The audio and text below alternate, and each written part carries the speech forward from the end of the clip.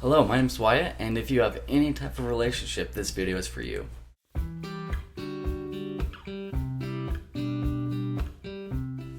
We all have many different types of relationships in our lives.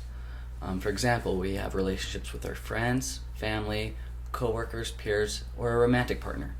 And while the characteristics of each of these relationships varies, they all actually tend to share a basic framework of development, including how they are formed, maintained, and in some cases come to an end. Communication scholar Mark Knopps developed the staircase model, in which he explains 10 distinct stages of development and disengagement. Today we're going to look at how a romantic relationship could follow the staircase model. The first part of the staircase model are 5 steps going up, with each step representing an increase in closeness within that relationship. These are known as the coming together stages. The second part of this model are 5 steps going down, where each step represents a decrease in closeness. These are known as the coming apart stages. Let's look at the difference between the two sides. There's the coming together stages, which includes initiating, experimenting, intensifying, integrating, and bonding.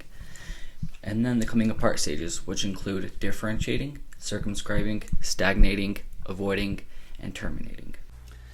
Now let's take a closer look at the coming together stages and how they might look in a romantic relationship. Let's say, for example, you're looking for a long-term romantic partner. Where do you go? That's right, dating websites, where everyone can find the Romeo and Juliet.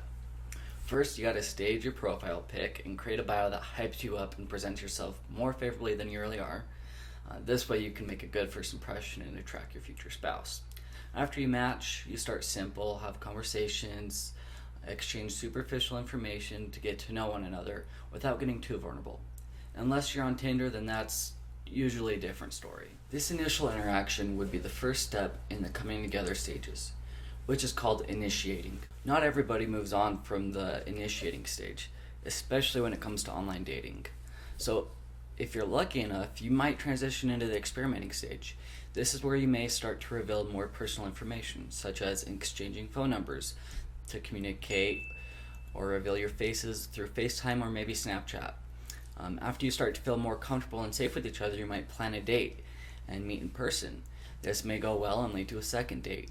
Again, this is the experimenting stage, where you begin to explore things you have in common and try to determine whether or not there's potential for a more serious relationship. When a relationship starts to move past the stage of experimenting, it enters the third stage, which is intensifying. In this stage, there's a desire for a closer and more personal relationship. Exactly how close usually isn't completely clear, but there may be a mutual feeling that there's potential for something good in this relationship. There may be an increased emphasis and effort on spending time and energy with one another in order to form a deeper connection. Typically, the intensifying stage involves incremental intensification of intimacy. This is where one person indicates a desire for more intimacy and waits for acceptance before attempting to get even greater levels of intimacy. How a relationship moves from this casual to a closer relationship can be explained using social penetration theory. And this theory suggests that the shift can be made as communication becomes more intimate and personal. So, such as exchanging information on an emotional level, increasing the depth of self-disclosure. This includes more affectionate communication, both nonverbal and verbal. For example, it may be commenting and liking their social media post. Or for verbal communication, it may be saying things like, I care about you, or I love you. Typically when they say, I love you, and verbal things that indicate commitment, that tends to happen more near the end of this stage. Following the intensifying stage comes the integrating stage. There's already been a deeper level of closeness, but now there's kind of a merger that's happening between the two individuals. This is when a relational identity develops and both individuals start to overlap in various aspects of their life, such as social networks. They may be overlapping and integrating into that. When you're socializing with friends and family, you may include your significant other and refer to them as your boyfriend or girlfriend. You may receive joint invitations to things. Often another staple in this stage is that the relationship has gone public. And now it's very common for this to happen on social media, by integrating your significant other into your social media pictures, or following their friends and family, and again with the social connections, integrating that. But the reason for this is they want to make the relationship official to the public, to kind of show others that you're committed and exclusive. The fifth and final stage of coming together is bonding. This includes a public declaration of commitment. Often this is through a ritual like a wedding ceremony, taking vows, and other public rituals that formalize a relationship. During this stage, it also includes making future plans and promises.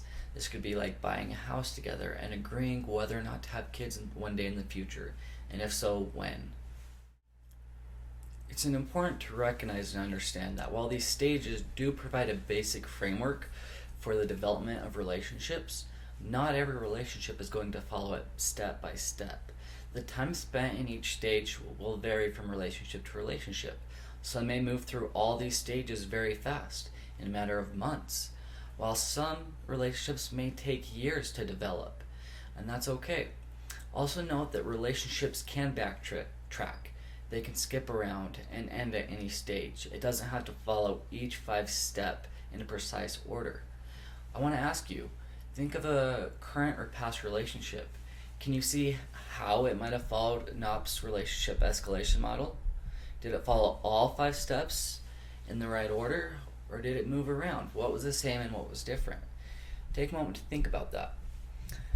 Having a basic understanding of these stages of relational development can greatly benefit our personal lives. You can use this information to assist and guide you through different relationships as they develop.